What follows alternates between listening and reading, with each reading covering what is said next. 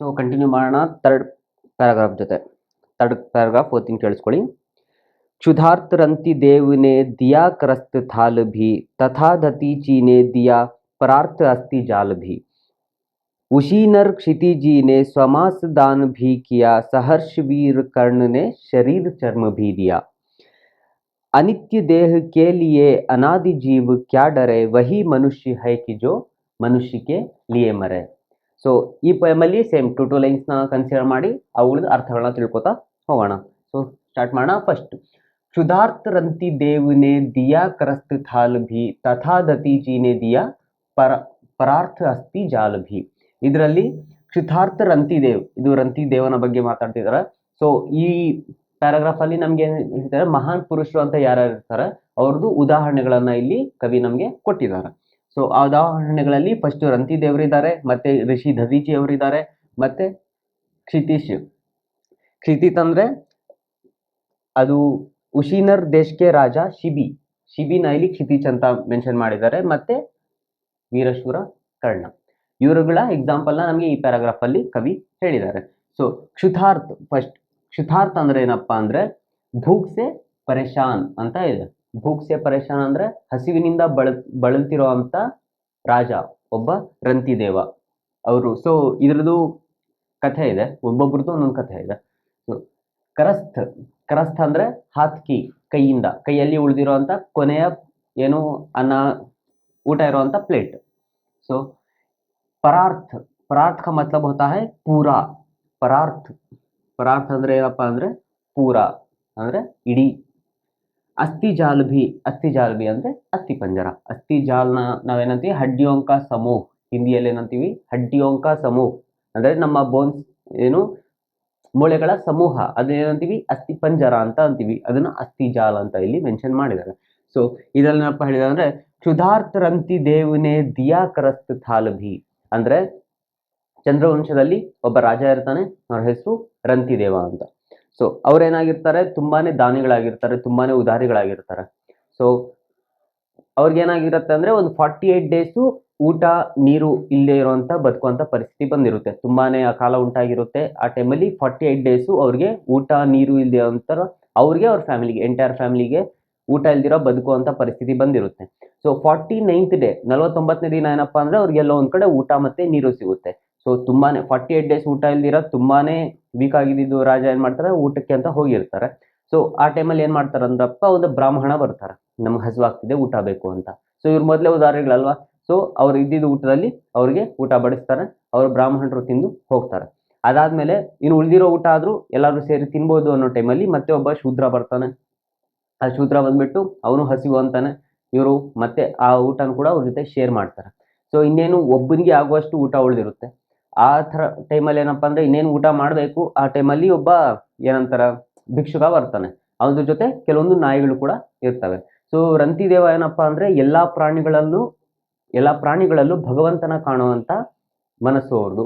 ಅವ್ರೇನ್ ಮಾಡ್ತಾರೆ, ನಾಯಿಗಳಿಗೂ ಕೊಟ್ಟು ಅವನಿಗೂ ಕೊಟ್ಟು ಬರೀ ನೀರನ್ನ ಉಳಿಸ್ಕೊಂಡಿರ್ತಾರೆ. ಇನ್ನೇನ್ ನೀರು ಕುಡಿಬೇಕು, ಇನ್ನೊಬ್ಬ ಚಂಡಾಲ ಬರ್ತಾನೆ, ಅವನು ಕೂಡ ನೀರನ್ನ ಕೊಟ್ಟು ಬಿಡ್ತಾರೆ. ಈ ತರ ಅವರು ಎಷ್ಟೇ ಹಸಿವಿನಿಂದ ಬಳಲ್ತಿದ್ರು ಅವ್ರ ಕೈಯಲ್ಲಿರುವಂತ ಎಂಟೈರ್ ಊಟನ ಎಲ್ಲಾರ್ಗು ಹಂಚ್ತಾರೆ. ಸೊ ಆಕ್ಚುಲ್ ಆಗಿ ಸ್ಟೋರಿ ನೋಡ್ಬೇಕಾದ್ರೆ ಫಸ್ಟ್ ಬಂದಿದ್ದು ಬ್ರಾಹ್ಮಣ, ಶೂದ್ರ ಮತ್ತೆ ಚಂಡಾಲ ಯಾರಿದ್ರು, ಇವ್ರು ಮೂವರು ಬ್ರಹ್ಮ, ಮಹೇಶ್ವರ ಮತ್ತೆ ವಿಷ್ಣು ಆಗಿರ್ತಾರೆ. ಅವರು ಅವ್ರನ್ನ ಟೆಸ್ಟ್ ಮಾಡೋದಕ್ಕೆ ಅಂತ ಬಂದಿರ್ತಾರೆ. ಸೊ ಆ ಮಹಾನ್ ವ್ಯಕ್ತಿಯ ಇಲ್ಲಿ ಎಕ್ಸಾಂಪಲ್ ಕೊಟ್ಟಿದ್ದಾರೆ. ಸೊ ಎಂಟೈರ್ ಸ್ಟೋರಿನೇ ಹೇಳ್ಬಿಟ್ಟಿದೀನಿ. ಫಸ್ಟ್ ಏನಪ್ಪಾ ಅಂದ್ರೆ ಕ್ಷುಧಾರ್ಥ ರಂತಿ ದೇವನೇ ದಿಯಾ ಕರಸ್ತ್ ಥಾಲ್ ಭಿ. ಕ್ಷುಧಾರ್ಥ ರಂತಿದೇವರು ಏನಿದ್ದಾರೆ ಅವರು ಕೊನೆಯ ಏನು ಥಾಲ್, ಕೊನೆಯ ಬಡಿಸಿರೋ ಊಟನೂ ಕೂಡ ಬೇರೆಯವರಿಗೆ ಕೊಡ್ತಾರೆ. ಅಷ್ಟೊಂದು ಉದಾಹರಣೆಗಳು. ನೆಕ್ಸ್ಟ್ ತಥಾ ದತೀಚಿನೇ ದಿಯಾ ಪರಾರ್ಥ ಅಸ್ತಿ ಜಾಲ್ ಭಿ. ಇವಾಗ ದತೀಚಿ ಅವ್ರ ಎಕ್ಸಾಂಪಲ್ ಕೊಡ್ತಿದ್ದಾರೆ. ದತೀಚಿ ಅವರ ಎಕ್ಸಾಂಪಲ್ ಅಂದ್ರೆ ಇದು ಎಲ್ಲ ಸ್ಟೋರಿ ಬೇಸ್ಡ್ ಆಗಿರುವಂತದ್ದು. ಅಂದ್ರೆ ಯಾರು ವೃತ್ರಾಸುರ ಅಂತ ಒಬ್ರು ಇರ್ತಾರ, ವೃತ್ರಾಸುರ ಅಂತ ಇರ್ತಾನೆ. ವೃತ್ರಾಸುರ ಏನ್ ಮಾಡಿರ್ತಾನೆ, ಎಲ್ಲಾ ದೇವತೆಗಳನ್ನ ಯುದ್ಧಕ್ಕೆ ಆಹ್ವಾನ ಮಾಡಿ ಎಲ್ಲಾರನ್ನೂ ಸೋಲಿಸಿಬಿಟ್ಟಿರ್ತಾನೆ. ಅವನಿಗೆ ಬ್ರಹ್ಮನ ಕಡೆಯಿಂದ ಏನಿರುತ್ತಪ್ಪ ಅಂದ್ರೆ ಒಂದು ವರದಾನ ಇರುತ್ತೆ. ಸೊ ಆಯುಧವಲ್ಲದ ಆಯುಧದಿಂದ ಅವನ್ನ ಮಾತ್ರ ಸಾಯಿಸಕ್ಕಾಗುತ್ತೆ ಅಂತ.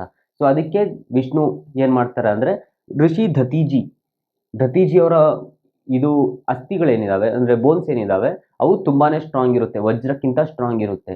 ಸೊ ಏನ್ ಮಾಡ್ತಾರಂದ್ರೆ ಆ ದತೀಜಿಯವರ ಏನು ಮೂಳೆಗಳನ್ನ ಯೂಸ್ ಮಾಡಿಕೊಂಡು ಆಯುಧಗಳನ್ನ ಮಾಡಿ ಅವನನ್ನು ನಾವು ಸೋಲಿಸ್ಬೋದು ಅಂತ ಎಲ್ಲರೂ ಪ್ಲಾನ್ ಮಾಡಿರ್ತಾರೆ. ಸೊ ದಧೀಚಿ ಅವರು ತಮ್ಮ ಇಡೀ ಅಸ್ಥಿ ಪಂಜರವನ್ನೇ ದೇವತೆಗಳಿಗೆ ದಾನ ಮಾಡಿಬಿಡ್ತಾರೆ. ಸೊ ಆ ಸ್ಟೋರಿಗೆ ಎಕ್ಸಾಂಪಲ್ ತಗೊಂಡು ಋಷಿ ದಧೀಚಿನೇ ದಿಯಾ ಅಸ್ಥಿ ಜಾಲ ಭಿ ಅಂದ್ರೆ ತಥಾ ಋಷಿ ದಧೀಜಿನೇ ದಿಯಾ ಪರಾರ್ಥ ಅಸ್ಥಿ ಜಾಲ ಭಿ, ಈ ಲೈನಲ್ಲಿ ಅವ್ರ ಎಕ್ಸಾಂಪಲ್ನ ಕೊಟ್ಟಿದ್ದಾರೆ.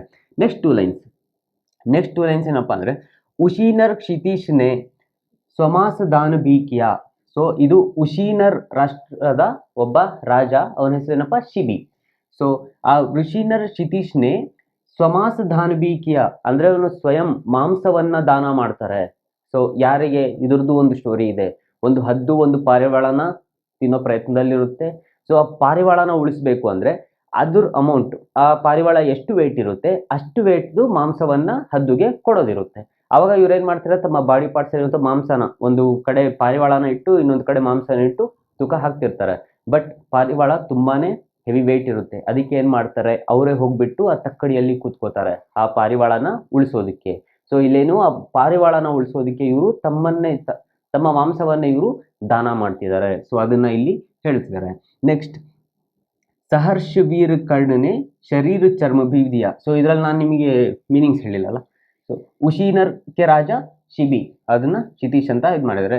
स्वमास का मतलब होता है स्वयं का मांस दान भी किया.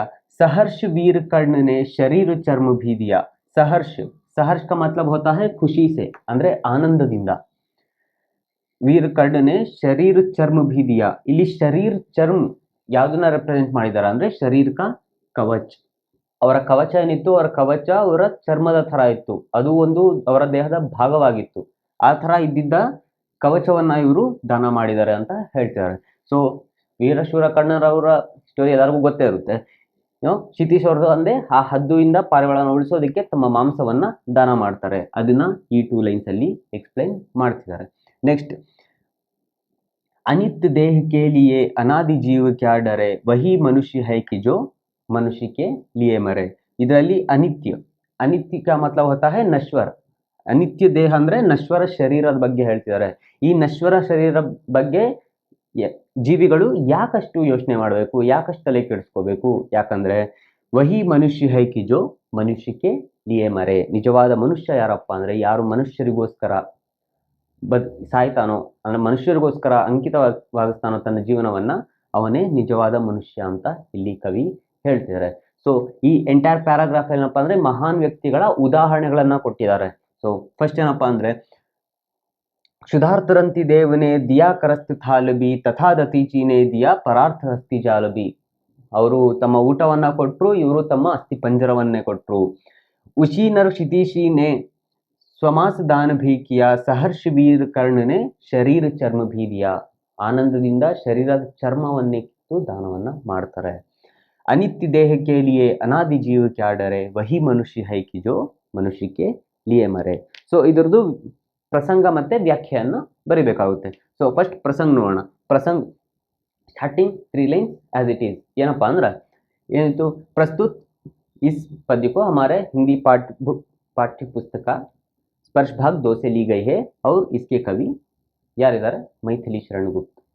ಸೊ ಅದಾದ್ಮೇಲೆ ಮುಂದೆ ಇರುವಂತದ್ದೇನಪ್ಪ ಅಂದ್ರೆ ಇನ್ ಪಂಕ್ತಿಯೋ ಮೇ ಕವಿ ನೆ ಮಹಾನ್ ಪುರುಷೋಂ ಕೆ ಉದಾಹರಣ ದಿಯೇ ಹೈ. ಸೊ ಈ ಸಾಲುಗಳಲ್ಲಿ ಅವರು ಏನ್ ಮಾಡಿದ್ದಾರೆ, ಮಹಾನ್ ಪುರುಷರ ಉದಾಹರಣೆಗಳನ್ನ ಕೊಟ್ಟಿದ್ದಾರೆ.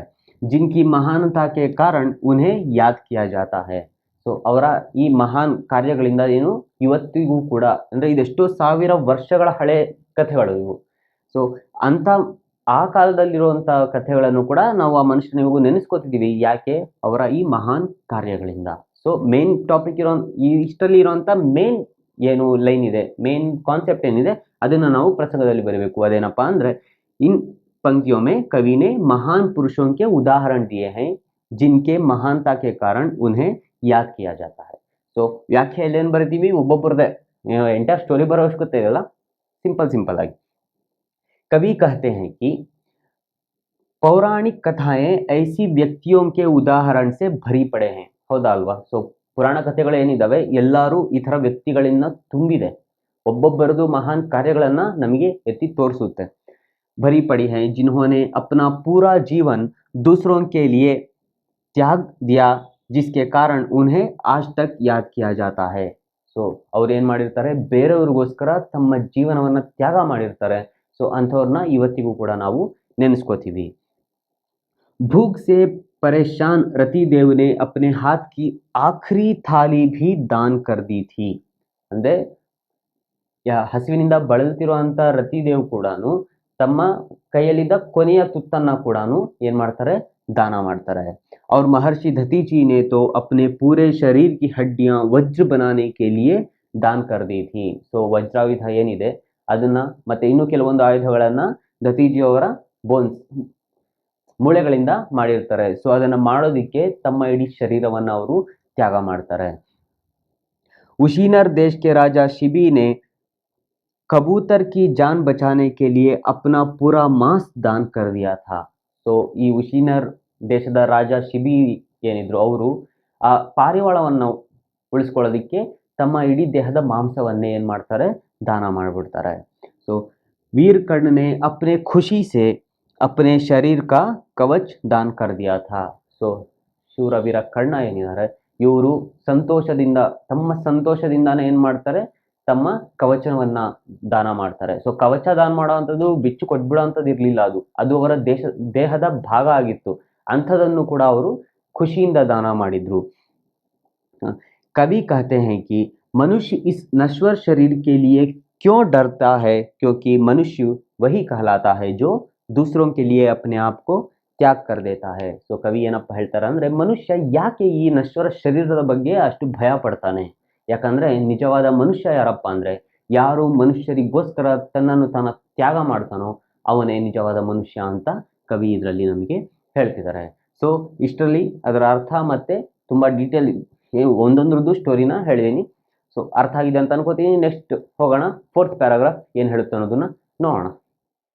ಸೊ ಓಕೆ, ಕಂಟಿನ್ಯೂ ಮಾಡೋಣ ಇವಾಗ ನೆಕ್ಸ್ಟ್ ಚಾಪ್ಟರ್ ಜೊತೆ. ನೆಕ್ಸ್ಟ್ ಪ್ಯಾರಾಗ್ರಾಫ್ ಜೊತೆ ಏನಪ್ಪ ಅಂದ್ರೆ, सहानुभूति चाहिए महाविभूति है यही, वशीकृत सदैव है बनी हुई स्वयं मही, विरुद्ध भाव बुद्ध का दया प्रवाह में बहा, विनीत लोक वर्ग क्या ना सामने झुका रहा, आह वही उदार है परोपकार जो करे, वही मनुष्य है कि जो मनुष्य के लिए मरे. ಸೊ ಇದನ್ನ 2 ಲೈನ್ಸ್ ಕನ್ಸಿಡರ್ ಮಾಡಿ ನಾವು ಅರ್ಥ ತಿಳ್ಕೊಂಡು ಹೋಗೋಣ. ಸೊ ಫಸ್ಟ್ 2 ಲೈನ್ಸ್, ಸಹಾನುಭೂತಿ ಚಾಹಿಯೇ ಮಹಾವಿಭೂತಿ ಹೈ ಯಹಿ, ವಶೀಕೃತ ಸದೈವ ಹೈ ಬನಿ ಹುಯಿ ಸ್ವಯಂ ಮಹಿ. ಸೊ ಇದರಲ್ಲಿ ಬಂದು ಫಸ್ಟ್ ಏನಪ್ಪ ಇದೆ ಅಂದರೆ ಸಹಾನುಭೂತಿ. ಸಹಾನುಭೂತಿ का मतलब होता है ದಯಾ ಕರುಣ. ಅಂದರೆ ನಾವೇನಂತೀವಿ, ದಯೆ, ಕರುಣೆ, ಅನುಕಂಪ ತೋರಿಸುವಂಥದ್ದು ಮತ್ತು ಕೃಪೆ ತೋರಿಸುವಂಥದ್ದು, ಅದನ್ನೇನಂತೀವಿ ನಾವು ಸಹಾನುಭೂತಿ ಅಂತ ಅಂತೀವಿ. ಸಹಾನುಭೂತಿ. ನೆಕ್ಸ್ಟ್ ಏನು, ಮಹಾವಿಭೂತಿ.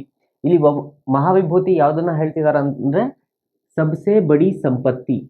ಸೊ ಈ ಫಸ್ಟ್ ಲೈನಲ್ಲಿ ಏನಪ್ಪ ಹೇಳ್ತಿದ್ದಾರೆ ಅಂದರೆ, ಸಹಾನುಭೂತಿನ ಇಟ್ಕೋಬೇಕು ಎಲ್ಲರೂ. ಆ ಸಹಾನುಭೂತಿನೇ ಏನು, ಎಲ್ಲದಕ್ಕಿಂತ ದೊಡ್ಡ ಸಂಪತ್ತಿ, ಸಬ್ಸೆ ಬಡಿ ಸಂಪತ್ತಿ ಅಂತ ಇಲ್ಲಿ ಕವಿ ಹೇಳ್ತಿದ್ದಾರೆ.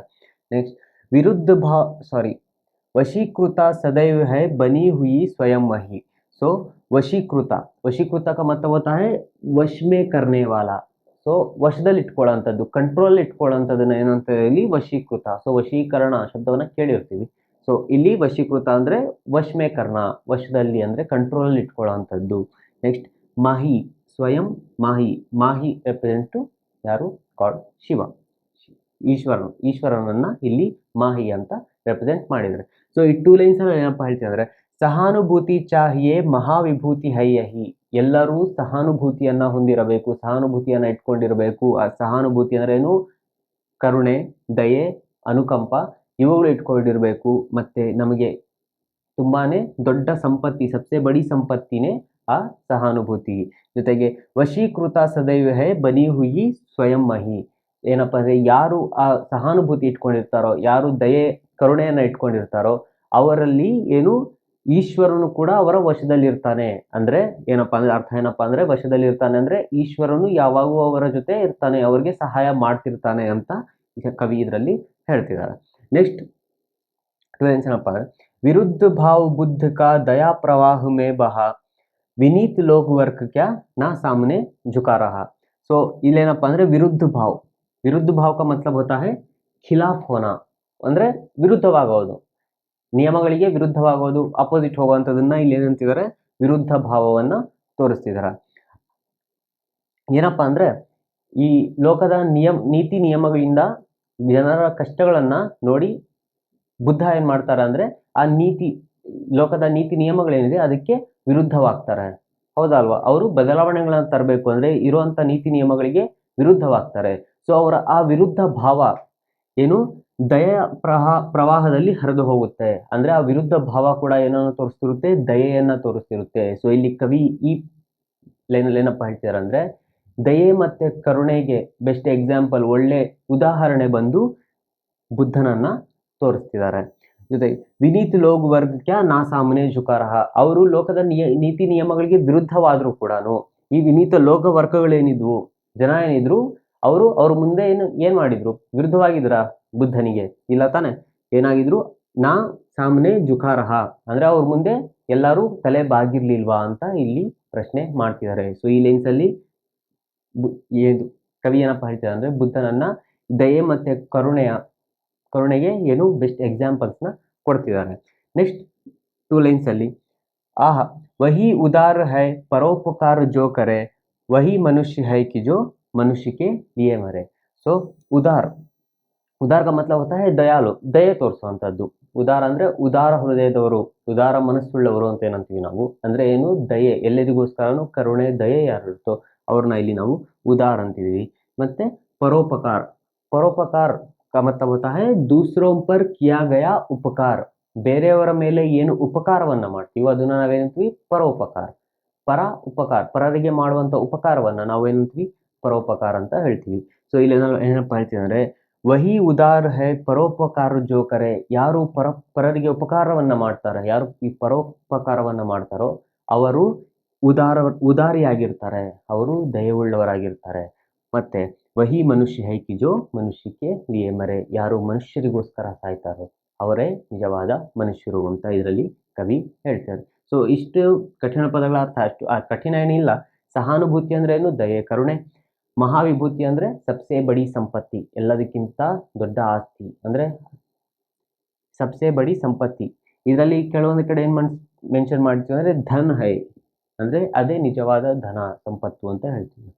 ನೆಕ್ಸ್ಟ್ ಮಾಹಿ ರೆಪ್ರೆಸೆಂಟ್ಸ್ ಟು ಈಶ್ವರ್. ವಿರುದ್ಧ ಭಾವ ಅಂದ್ರೆ ಖಿಲಾಫ್ ಹೋನ, ಆಪೋಸಿಟ್ ಆಗುವಂತದ್ದು. ಉದಾರ का मतलब है ದಯಾಳು.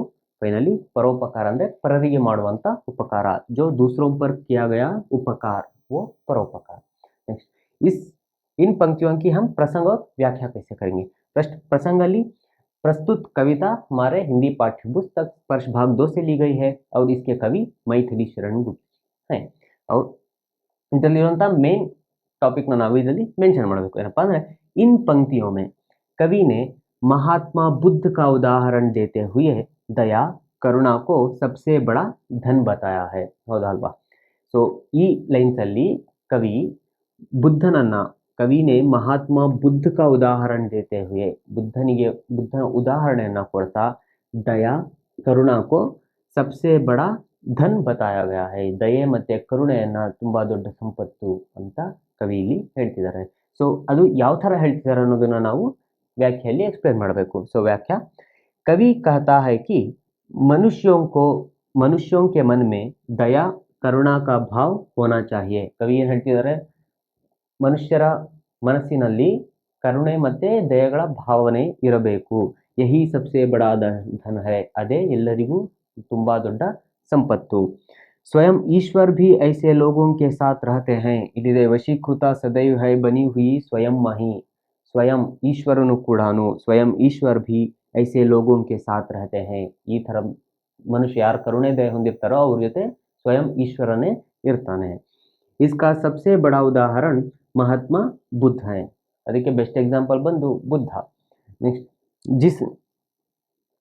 जिनसे लोगों का दुख नहीं देखा गया तो वे लोक कल्याण के लिए दूसरों के दुनिया के नियमों के विरुद्ध चले गए. ಸೊ ಬುದ್ಧನಿಗೆ ಅದರ ಎಕ್ಸಾಂಪಲ್ ಹೇಗಪ್ಪ ಅಂದ್ರೆ ಜಿನ್ಸೆ ಲೋಗೋಂ ಕಾ ದುಃಖ ನಹಿ ದೇಖಾ ಗಯಾ, ಬೇರೆ ಜನಗಳ ದುಃಖವನ್ನು ಅವ್ರ ಕೈಲಿ ನೋಡಕ್ಕಾಗ್ಲಿಲ್ಲ.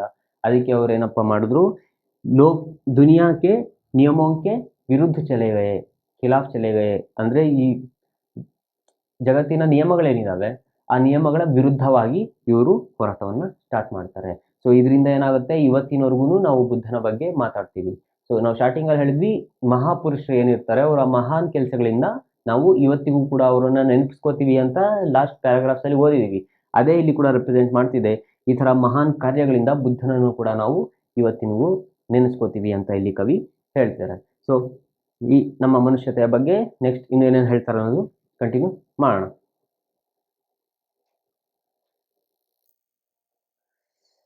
ಸೊ ನೆಕ್ಸ್ಟ್ ಪ್ಯಾರಾಗ್ರಾಫ್ ಮೂವ್ ಆಗೋಣ.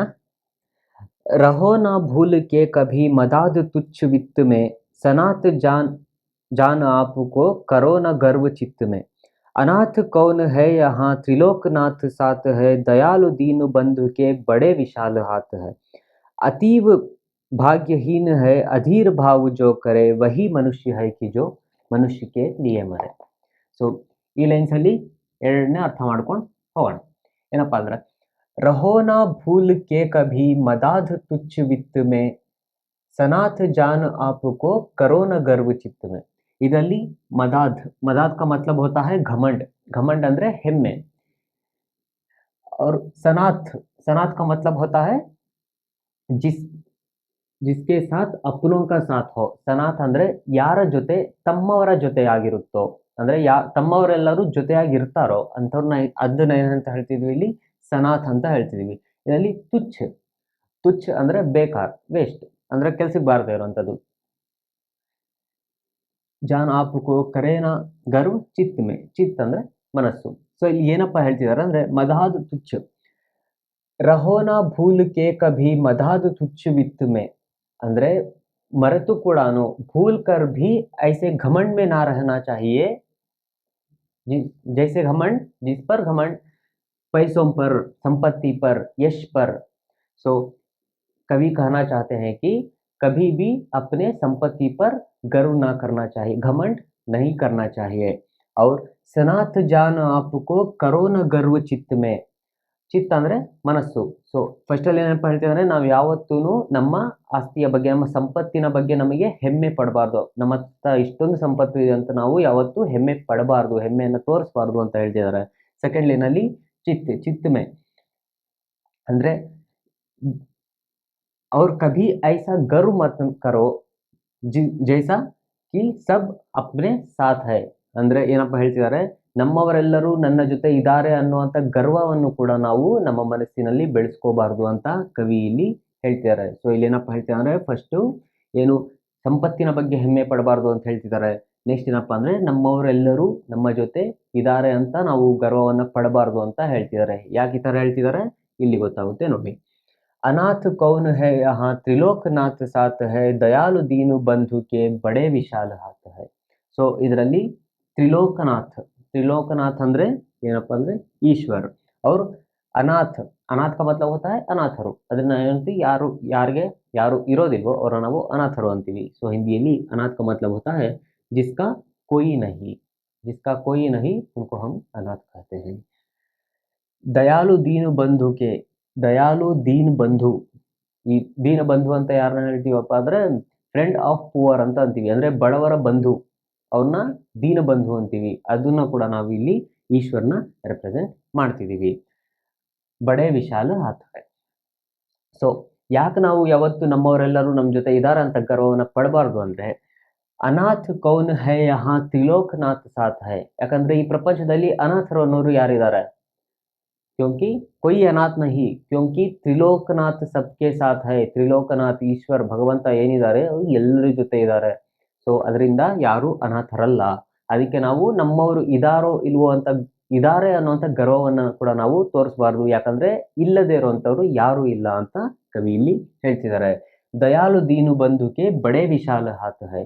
ಸೊ ಈ ದಯಾಲು ದೀನ ಬಂಧು, ಈ ಭಗವಂತ ಏನಾದರೆ ಅವನ ಕೈಗಳು ತುಂಬಾನೇ ವಿಶಾಲವಾಗಿದೆ. ಎಷ್ಟು ವಿಶಾಲವಾಗಿದೆ ಅಂದ್ರೆ, ಎಲ್ಲರನ್ನೂ ಆಲಿಂಗನ ಮಾಡಿಕೊಂಡು ಅವ್ರೇನ್ ಮಾಡ್ತಾರೆ, ಯಾವುದೇ ಭೇದ ಭಾವನೆಯನ್ನ ತೋರಿಸೋದಿಲ್ಲ. ಅದನ್ನ ಇಲ್ಲಿ ಕವಿ ಹೇಳ್ತಿದ್ದಾರೆ. ಸೊ ಅನಾಥರು ಅನ್ನೋರು ಯಾರು ಇಲ್ಲ, ದೀನಬಂಧು ಏನಿದ್ದಾರೆ ವಿಶಾಲವಾದ ಹಸ್ತಗಳನ್ನು ಉಳ್ಳವನು ಎಲ್ಲರಿಗೂ ಇದ್ದಾನೆ ಅಂತ ಇಲ್ಲಿ ಕವಿ ಹೇಳ್ತಿದ್ದಾರೆ. ನೆಕ್ಸ್ಟ್, अतीव भाग्यहीन है अधीर भाव जो करे वही मनुष्य है कि जो ಮನುಷ್ಯ के लिए ಮರೆ. ಅತೀವ್ ಭಾಗ್ಯಹೀನ ಹೈ, ಇಲ್ಲಿ ಭಾಗ್ಯಹೀನ ಅಂದ್ರೆ ಯಾರಪ್ಪ ಅಂದ್ರೆ ಭಾಗ್ಯಹೀನ ಆಗಿರುವಂತದ್ದು, ಅವ್ರಿಗೆ ಭಾಗ್ಯ ಇಲ್ಲದೆ ಇರುವಂತದ್ದು. नेक्स्ट अधीर भाव जो करे, अधीर का मतलब होता है ಉತಾವಲಾಪನ್. ಉತಾವಲಾಪನ್ ಅಂದ್ರೆ ರೆಸ್ಟ್ಲೆಸ್ ಅಂತ ಅಂತೀವಿ ನಾವು. ಅಂದ್ರೆ ಏನಂತೀವಿ ಅದನ್ನ, ತುಂಬಾನೇ ಹುಮ್ಮಸ್ಸಿಂದ ಇರುವಂತದ್ದು ಆ ತರ. ಈ ಉತಾವಲಾಪನ್, ಈ ಅಧೀರ ಭಾವನೆ ಅಂತೀವಿ. ಈ ಅಧೀರ ಭಾವನೆ ಅನ್ನೋದು ಯಾರಲ್ಲಿ ಇರ್ತಾರೋ ಅವರು ತುಂಬಾನೇ ಭಾಗ್ಯಹೀನರಾಗಿರ್ತಾರೆ, ಅವರಿಗೆ ಭಾಗ್ಯ ಅನ್ನೋದು ಇರಲ್ಲ. ಯಾರು ಈ ಅತೀವ ಭಾವನೆಯನ್ನ ಬಿಟ್ಟು, ಅಂದ್ರೆ ಅಧೀರ ಭಾವನೆಯನ್ನ ಬಿಟ್ಟು ಮುಂದಕ್ಕೆ ಯೋಚನೆ ಮಾಡ್ತಾರೋ, ಎಲ್ಲರಿಗೋಸ್ಕರ ಯೋಚನೆ ಮಾಡ್ತಾರೋ ಅವರು ನಿಜವಾದ ಮನುಷ್ಯರು ಅಂತ ಇಲ್ಲಿ ಕವಿ ಹೇಳ್ತಿದ್ದಾರೆ. ಅತೀವ ಭಾಗ್ಯಹೀನ ಹೈ ಜೋ ಅಧೀರ್ ಭಾವ ಜೋ ಕರೆ ವಹಿ ಮನುಷ್ಯ ಹೈ ಕಿ ಜೋ ಮನುಷ್ಯಕ್ಕೆ ಹಿಯೇ ಮರೆ. ಸೊ ಈ ಲೈನ್ಸ್ ನ ಕೊಟ್ಟಾಗ ನಾವು ಅದರ ವ್ಯಾಖ್ಯೆ ಮತ್ತೆ ಪ್ರಸಂಗವನ್ನು ಹೇಗೆ ಬರೆಯುವಂಥದ್ದು ನೋಡೋಣ. ಫಸ್ಟ್ ಪ್ರಸಂಗ್ 2 ಲೈನ್ಸ್ ಆಸ್ ಇಟ್ ಈಸ್. ಏನಪ್ಪಾ ಅಂದ್ರೆ, ಪ್ರಸ್ತುತ कविता हमारे हिंदी पाठ्य पुस्तक स्पर्श भाग 2 से ली गई है और इसके कवि मैथिली शरण गुप्त जी हैं. फर्दर ಇದರಲ್ಲಿರುವಂತ ಮೇನ್ ಪಾಯಿಂಟ್ ಏನಿದೆ ಅದು ಒಂದು ಲೈನ್ ಅಲ್ಲಿ ಅದು ಎಕ್ಸ್ಪ್ಲೈನ್ ಮಾಡಲೇಬೇಕು.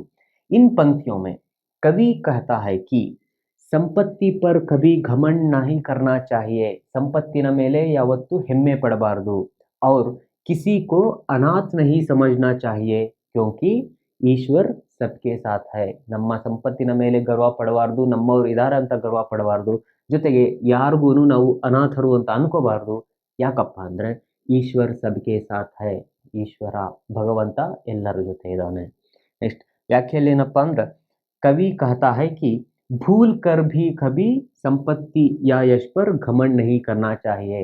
ಮರೆತು ಕೂಡ ಈ ತಪ್ಪನ್ನ ಮಾಡಬೇಡಿ, ಏನು ತಮ್ಮ ಸಂಪತ್ತಿನ ಮೇಲೆ, ಯಶಸ್ಸಿನ ಮೇಲೆ ಹೆಮ್ಮೆಯನ್ನ ಪಡಬೇಡಿ ಅಂತ ಹೇಳ್ತಿದ್ದಾರೆ.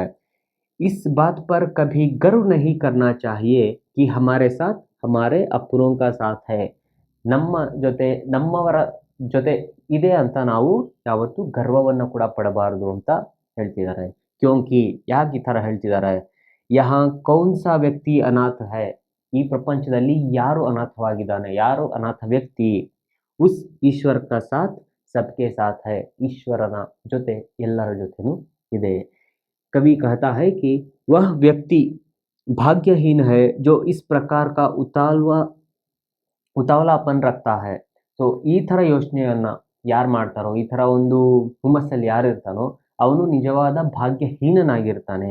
क्योंकि ಮನುಷ್ಯ वही है जो इन सब चीज़ों से ऊपर उठकर सोचता है. ಈ ಥರ ಅನಾಥರು ಹೆಮ್ಮೆ ಪಡುವಂಥದ್ದನ್ನ ಎಲ್ಲದನ್ನು ಬಿಟ್ಟು, ಈ ಥರ ಒಂದು ಉತಾವಲಾಪನ್ನ ಬಿಟ್ಟು ಯಾರು ಮುಂದಕ್ಕೆ ಯೋಚನೆ ಮಾಡ್ತಾರೋ ಅವರು ನಿಜವಾದ ಮನುಷ್ಯ ಅಂತ ಇಲ್ಲಿ ಕವಿ ಹೇಳ್ತಿದ್ದಾರೆ. ಸೊ ಇಲ್ಲಿವರೆಗೂ ಈ ಪ್ಯಾರಾಗ್ರಾಫ್ನ ಅರ್ಥ ಆಗಿದೆ ಅನ್ಕೋತೀನಿ. ಇನ್ನು ನೆಕ್ಸ್ಟ್ ಪ್ಯಾರಾಗ್ರಾಫ್ಗೆ ನಾವು ಮೂವ್ ಆಗೋಣ.